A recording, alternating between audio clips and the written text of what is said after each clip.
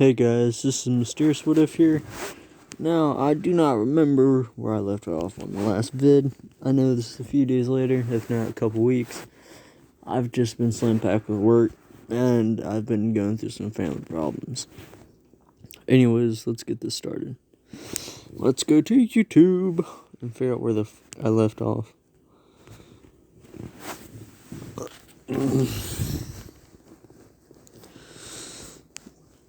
Another thing, guys, I just haven't been feeling well lately, so sorry if I sound like total shit sometimes.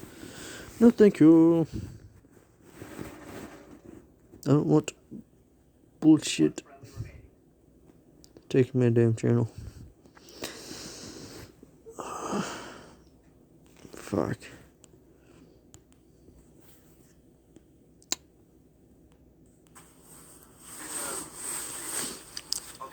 Hey guys, welcome back.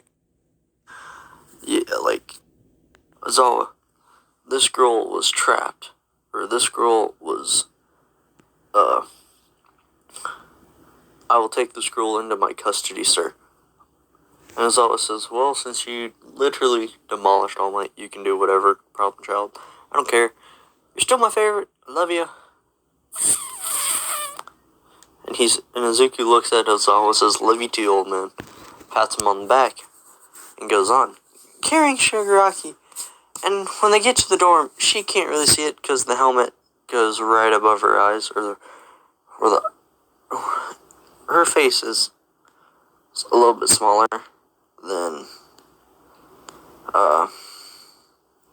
Izuku's. You can see out is like in between her eyebrows and her top of her eyes, somewhere in there. Anyways, they get to the dorms, and of course, Idro's there, and he puts Shigaraki down, and Shigaraki's like blushing because she's in someone's bed, and she takes off the helmet and looks at Izuku. And at first she doesn't recognize him because he's in the dark. She says, what do you think you're going to do to me? I am Tomura Shigaraki. My quirk is decay. What do you plan on doing to me, mongrel? And Izuku says, Tomura, don't do this. And she's like, wait, who are you? And he says, oh, you don't remember Izu? You don't remember me no more. And Tomura starts crying because she hasn't seen Izuku in like 2 years. Because, reasons. Anyways, with Idro there, Shigaraki decides to do the dirty. Yes, she gets undressed and ends up undressing Izuku. And Idro, female Kirishima, gets undressed. And they smash. It's not that hard, okay? And they go at it for 6 straight hours, which in total is like, let's say 22 rounds. So 11 rounds each for 3 hours. Anyways, how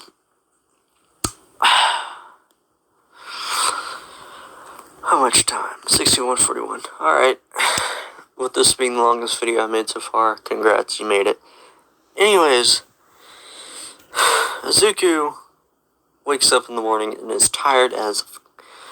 Oh, and P.S., not to be gay or anything, but Izuku has a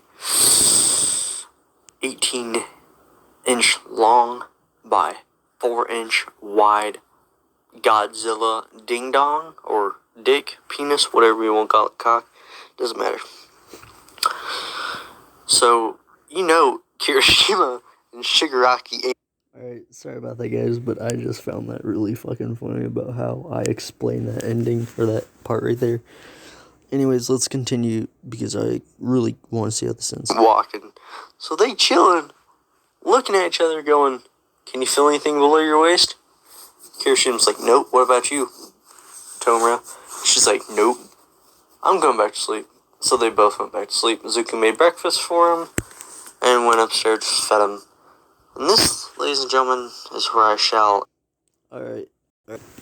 Now, since I finally figured out where the I is, we will time skip to class. Bum, ba-da-ba. And I'm gonna spice things up a little bit. Now, oh god, there we go. Anyways, since I left off there, anyways, you know where I'm going. As soon as he walks in class, everyone in class, when he stares at him, like, insanely stares. They're like, dude, are you alright? And Deku just looks at Kaminari and goes, what? Why? And, they're like, bro, the moaning was so loud. I could hear it. I had nightmares. And Kaminari, bro, that dude, like, traumatized. He looks at Deku and he's like, teach me your ways, master. And he's like, maybe. No, woman, I don't want to FaceTime you. Stop it. Anyways. So, Deku and Kaminari start talking, you know, because they're best buds. And,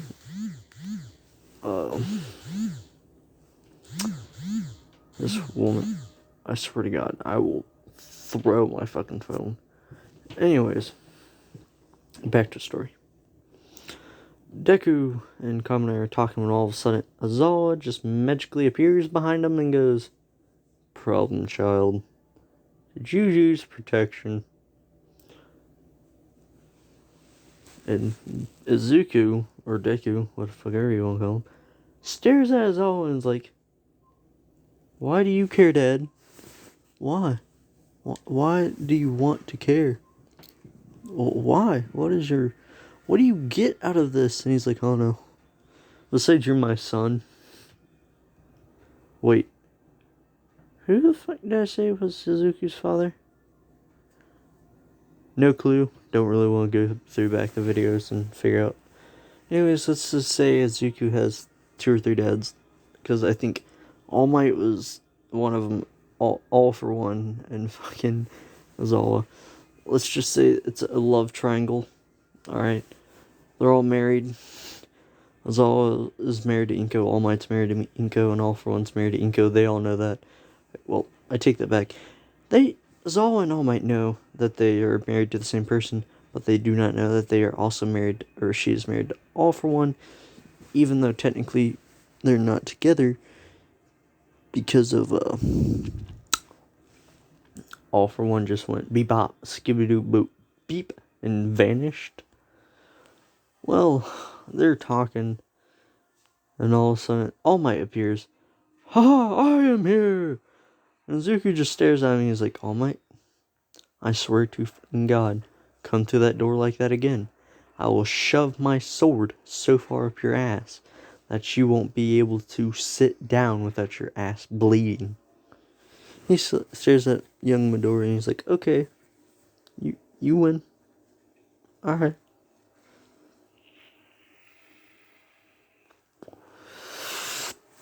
Well, anyways, this is where the 1v1 happens. Or I guess it's 1v1, I don't even remember. But,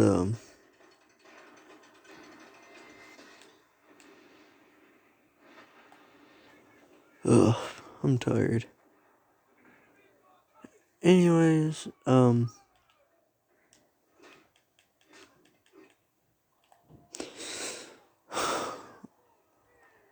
pretty much Izuku just kicks everyone's ass with ease, like, he just stares at him.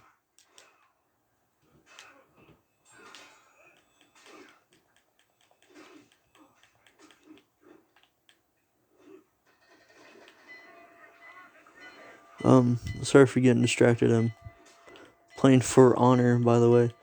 This is a really good game. Like I said, Izuku just claps everyone's ass, and then he looks and he's like, that's how it's done, yo. But, where was I going with the story? Oh, I don't think I've done, yeah, this is after the USJ So, this is pretty much when they're in lockdown, their dorms and school. Zawa and All Might continue teaching, and then all of a sudden you can hear on the intercom, Izuku Midoriya, please come to the principal's office at once. Thank you. Izuku gets up and heads to the principal's Nezu's office, and he asks Nezu, Mr. Nezu, what am I needed for? And he goes, well, you are needed because I need your help finding a specific person. And he asks, alright, Mr. Nezu, who is it? And he goes, all for one. And he goes, okay. So he leaves on a special quest. After he goes to his dorm and gets in this armor. I really like this one. Look at the helmet, yo. Looks kind of fucked up, but pretty cool from afar. Scary as hell up close. Well, anyways, as that was going on, he hunts down All For One, and they have a talk. Of course, he's not in his All For One form. He's in his none other than Hisashi Midoriya, which is his outside in public form, not in a suit and mask. Anyways,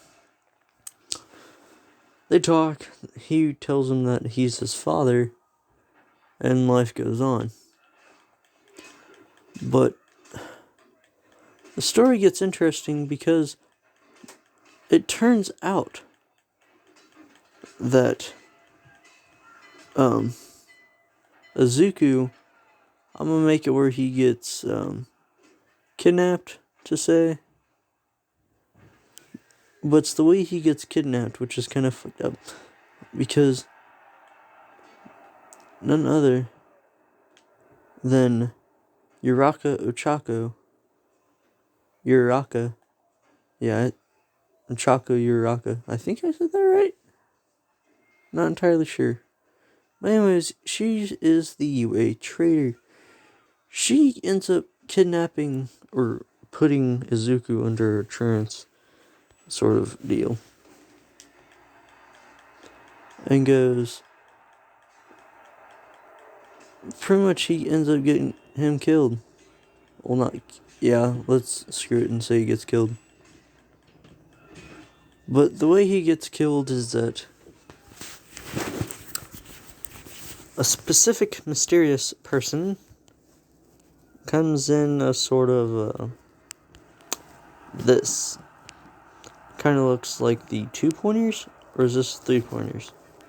Oh, this is the, oh, lordy. Let's see. That's the one 3-pointer. Well, yeah, screw it. They have a 3-pointer. After All For One publicly humiliates and unmasks our boy Izuku. Every UA student is watching this because it's on the news. There's a big battle, and Izuku gets his own sword, like this. No, this space sword. Nope. Yeah, screwed. The sword he wears in this armor shoved through his chest from the back out. After it looks like he went through the ringer about, 1,000 times, cuts and bruises, somehow still alive. But, anyways, sorry I'm losing track but, everyone's watching. Izawa, Inko, All Might, and they just can't believe that their baby boy is killed. Like I said, every UA student is shooketh that their strongest is just killed like that. Well, He's wearing this armor. No, he's wearing his samurai armor because scratch him going out in this armor. This is his vigilante uniform. They don't know about that yet. Or his villain uniform, whatever you want to call it. My phone flipped. No, come on. Work with me here, Haas. Well, anyways. So, time skip a few days, they bury Izuku Midoriya after All Might ends up killing All for One. But, Izuku just says, well, isn't dead? Well, technically he is dead and alive at the same time. The reason I say that is because it's what...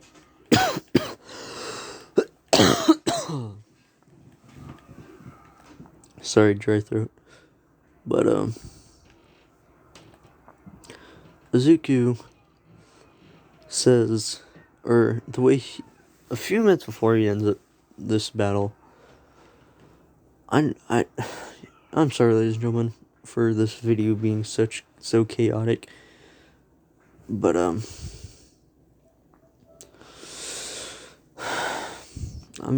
just trying to put out content when I can, and right now I'm just trying my best. Alright, so if you don't like this video, it's alright. I'm gonna end this one early, about 20 minutes. Anyways, a few minutes before, they made a clone of himself because Uraka was the traitor.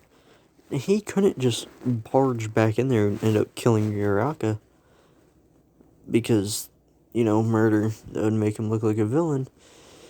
But, so he fakes his own death. And he uses this armor after his death. I like to call it Batman Beyond 2.0. Hopefully I don't get copyrighted or demonetized for this, because this is pretty fucked up. But anyways,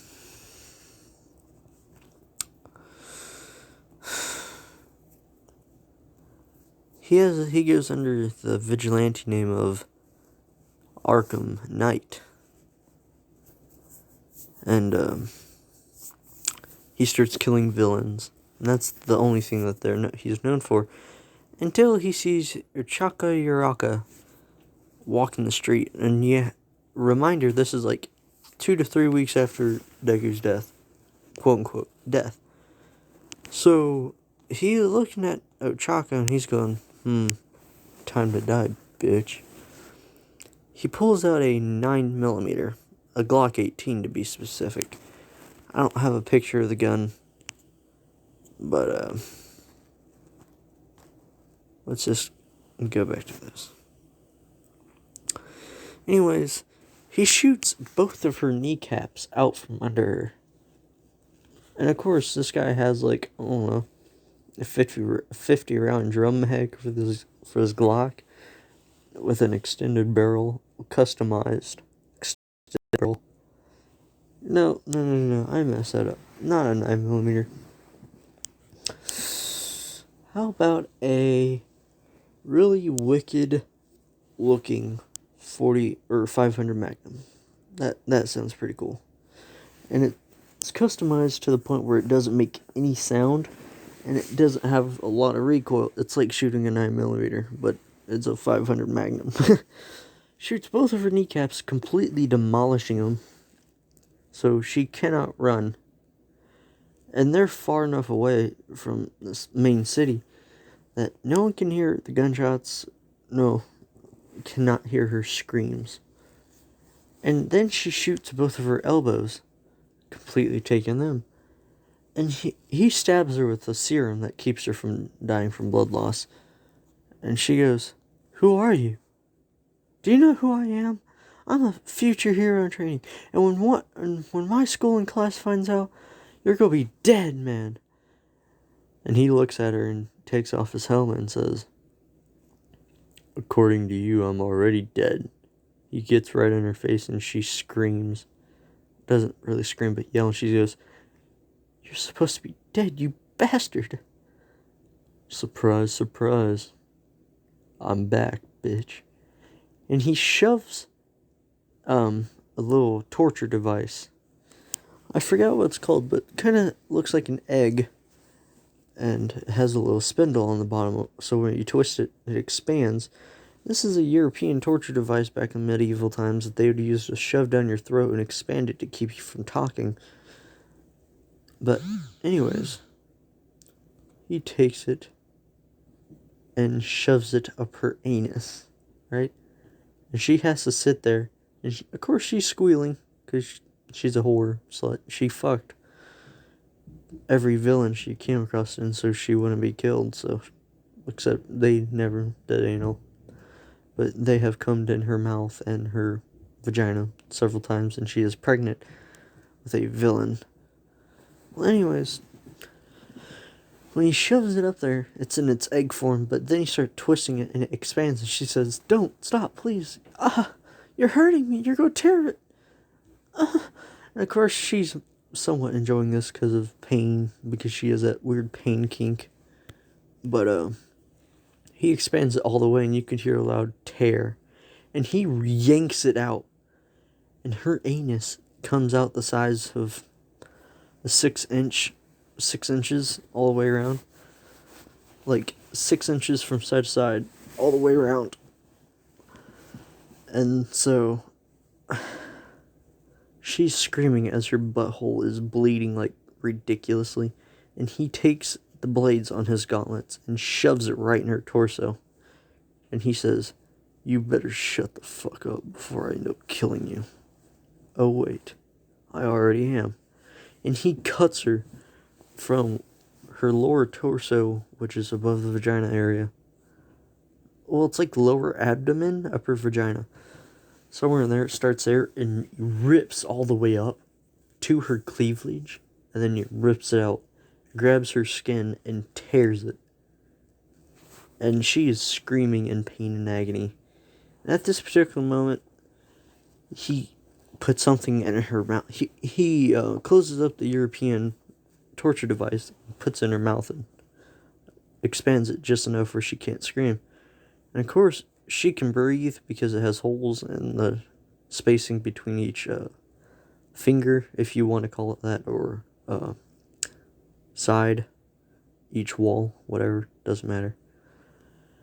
And he continues to rip out her organs, breaks her ribs, and out of all this, since she cannot die from bleeding to death, she is left alive. But before he leaves, he takes rock salt and pours it in her wounds, making it a burning sensation like you were seriously on fire. And of course, he puts everything back in, but every time he puts an organ in, he puts rock salt around it. So yeah, it hurts like a motherfucker. It's like breaking your arm and then having it slowly cut by a razor blade, and it's continuing to be broken into like a trillion pieces and tore off at the end. But anyways, and he takes a little needle and thread and just closes up her wound, goes to her vocal cords and removes them so she can't talk. And what little bit she can talk, she screeches like, "Was." And he looks at her face and goes, "Slut." And he punches her so hard. I don't know if you can see this, but on the, well, of course you can see it now, but his knuckles kind of have like a rigid edge.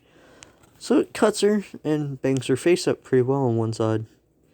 And he takes out the torture device, closes it up, and leaves her like that with the needle that's keeping her from blood clotting, or puts blood clots in every part of her body that is bleeding except for her anus, of course, because Deku's like, "I'm not going to make it too easy on you. I'm going to make you suffer like a motherfucker." Anyways, he disappears, and she cannot say his name because it'll incriminate her. And so she leaves, or she doesn't leave because she has no legs from the kneecaps down or arms from the elbows down. So pretty much her forearm and forelegs are gone. Anyways, he disappears, and eventually Zawa's on patrol and finds Uraka, brings her to UA and recovers girl. Sorry for my screeching. Fixes her up, and of course there's this big news headline about this new vigilante named Arkham Knight, go around killing villains, and has killed several corrupt police officers and pro-heroes. And that, ladies and gentlemen, is where I'm going to leave this gruesome episode off. Hope you guys enjoy. Sorry that it was kind of confusing. I'll try and do better later. Take care. Hope you guys have an awesome day. Goodbye.